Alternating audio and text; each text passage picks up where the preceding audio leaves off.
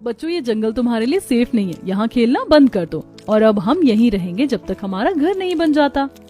बच्चे उदास होकर वापस अपने घर चले जाते हैं और शाम सुरेश, अमित और दिवाकर घर आते हैं। वो चट्टान और पहाड़ तो हमसे नहीं टूटेगा, आप लोग कुछ करिए ना।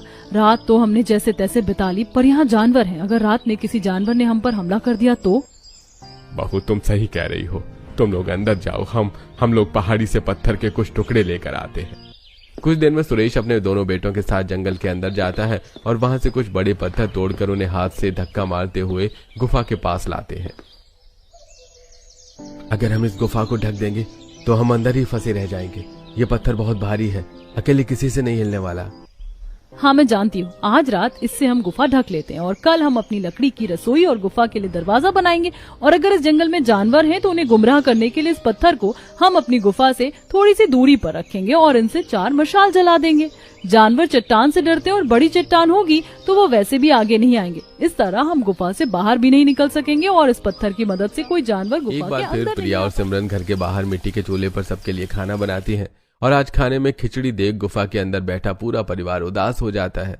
मैं आज भी खाने में खिचड़ी नहीं खाऊंगा, पिछले कुछ दिनों से खिचड़ी खाने को मिल रही, मेरा दिल आज सब्जी रोटी खाने का है। बेटा, यहाँ सब्जी नहीं है और ना पैसे, मैं कहाँ से लाऊंगी सब्जी? इतनी मुश्किल से तो इस गुफा को हमने घर बनाया है, यहाँ अपना सामान रखा है। अभी हमारे पास ना रसोई है, ना पैसे और ना ही सब्जी, इसीलिए जो मिल रहा है वो खा ले। एक एक पैसों के लिए अपने परिवार को तरसता देख प्रिया भी काम करने का फैसला लेती है। जब मैं बहुत छोटी थी तब मेरे पापा मुझे और माँ को लेकर शहर आ गए। उनके पास घर भी नहीं था। पापा बताते थे कि वो फुटपाथ पर रहते थे और इस तरह उन्होंने दिन रात मेहनत की और आज हम इतने अमीर हो गए। लगता है वही स्ट्रगल मेरी भी जिंदगी में है, इसीलिए मैं भी अपने पापा की तरह काम करना चाहती हूँ और मेरे काम करने से आप सबको मदद मिलेगी और हम जल्द से जल्द अपना घर भी बनवा पाएंगे। पापा, प्रिया बहुत पढ़ी लिखी है, वो तो शुरू से ही काम करना चाहती थी पर उसे काम करने का मौका नहीं मिला। मुझे लगता है अगर प्रिया काम करना चाहती है तो हमें करने देना चाहिए।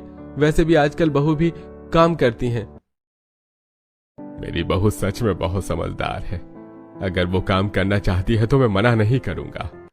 जब पूरा परिवार गुफा के अंदर बैठकर खाना खा रहा होता है तो उनकी नजर बाहर पड़ती है और बारिश होता देखकर सब आराम से खाना खाकर उस चट्टान आराम से सारी रात सोते हैं।